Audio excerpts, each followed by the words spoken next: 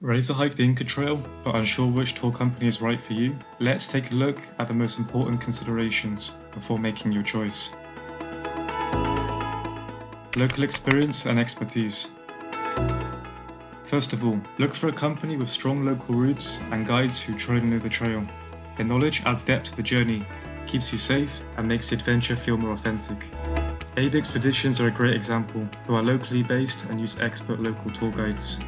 The owners themselves once worked as porters and cooks, and as such have great cultural awareness on their tours. High quality tours. Secondly, focus on guaranteed quality. From well-planned itineraries to comfortable campsites and great food, these small details are very important. Ultimately, these will prove to be the biggest difference between a basic trek and an unforgettable adventure. AB Expeditions provide high-quality service throughout the trip and stay flexible to meet guests' needs. Social responsibility. Finally, consider responsible tour operators. Ethical companies support porters, respect local communities, and protect the environment.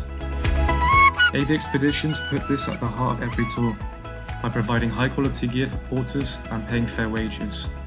They also look after the environment by replanting trees along the Inca Trail each year.